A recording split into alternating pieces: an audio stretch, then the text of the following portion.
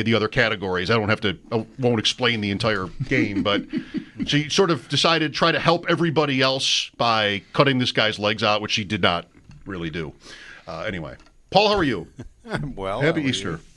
Thank you. You too. What were a couple of today's highlights, if I can use that word, things that to you were the most interesting things said? You know what? They're just basically saying what they've been saying. I mean, that it's just not good enough. They have to be better. They're tired of losing. They're tired of not being in the playoffs. I think they think they're rather close, but it's still not good enough. Darlene was talking about, they had a good month and a half, whatever it was, but it's still not good enough. They played better, but it amazed me too. I mean, he's been here 7 years.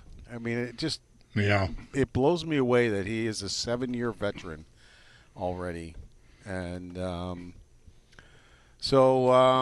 really not a lot. Alex Tuck said as far a contract that they are eligible to start talking to him July 1st.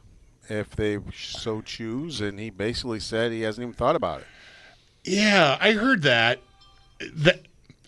I have a hard time buying that. I haven't talked to my wife about it. Like, dude, I don't know. I mean, I'm calling Alex Tuck a liar on the radio. That just sounds like that sounded ominous to me. I'm just going to say it that way. That he hasn't thought about whether he wants to be here and hasn't talked to his wife about it. And my first thought was, where's she from? He's got ties here growing up where he grew up. I don't know, man. I thought that wasn't the I love it here, I love these guys, we're going to break through that you're getting. He did say he loves it here in Buffalo and he wants to win here, but he said he hasn't even spoken to his wife about it yet. Yeah. Is basically where he went with that. A little bit kind of like what, Bo Byram has said. Oh, Paul, he wants no part of being here. I heard you with him in pregame last week one day. Was that last week one day you talked?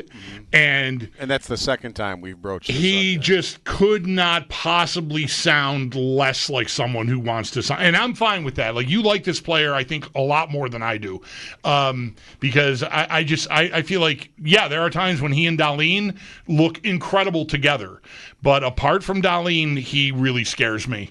And a big commitment to him on top of the other defensemen they're already committed to would really concern me. But I don't think I got to worry about it because it would shock me if he committed. Now, I'm not saying the Sabres should just walk from him. He's got value. So they should find their way to a bridge or whatever's got to happen to walk him to free agency and see if they can find a trade for him. Maybe even trade him this offseason if you want to.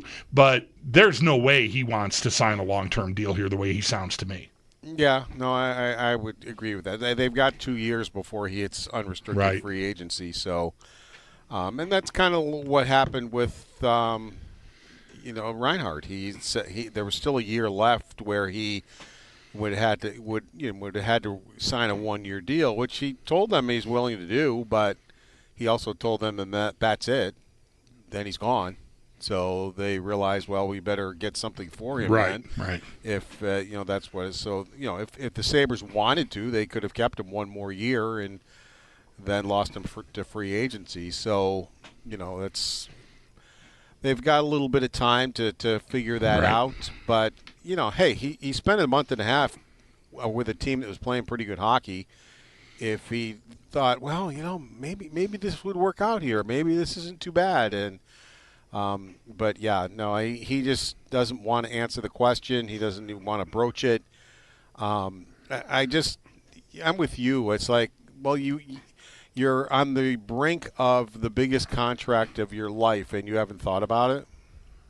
Right. Really? Yeah, really? That's exactly. That's what you've told me twice now. Right. That you haven't thought about it. And look, Tuck's not the biggest contract of his. Well, it will be the biggest contract of his life. Yeah, I'm talking about Byram. I know, but I had the same thought about Tuck. Mm-hmm. That it's time this summer to do it, and so again, I'm not. They're not exactly the same. and I value Tuck very much. So Byram, I do not. But yeah, I just think whenever a player talks vaguely like that, it sets off alarm bells. In both cases for me. I have not thought about contracts for them. Is that okay? That is absolutely okay. I have not thought about it. Yeah. Sorry. Especially when people are asking you about it. And it's like, all right, they're asking you about it, but you still haven't thought about it? Well, Paul, I guess, how do you want to answer this? How far away are they? Like, now it's back to zero here. I mean, we've got the playoffs first, but and not knowing what changes might be coming either, but Lindy's back. I assume Adams is back. Most of this team is under contract. Can they win? Not the way they're built right now. I mean, they still have to, find somebody to help Owen Power. They still have to find a top six forward, which they've been looking for. They still have to figure out what they're doing with goaltending and how is that going to work? Are you going to take the chance on the two kids and hope one of them takes the job? That's pretty dicey. If that's how you want to go, you can do that if you'd like. But that's pretty. You might come out fine in that, but you also might come out in the bottom of the league again too. Yeah, there's a lot there, and I don't know. Paul, it's funny, the season ends, and I like how Kulik, Benson, and Thompson look together, but the idea of those two guys riding around with Thompson on your top line playing against the best players in the league night in and night out, that doesn't sound like a plan to break a 14-year playoff drought to me. I mean, it could work, but that's a lot of youth and inexperience to put into 22 minutes or 20 minutes a night on your top line. Yeah, I mean they played very well together, but it has to be better. As far as I'm concerned, right now I don't think Benson should be in your top six at age 19, and he's done a lot of good things. I like the way he plays, I really do. But as far as him being a top six guy, right now he might grow into one, but I don't think he's there yet. Yeah, I mean he had 28 points.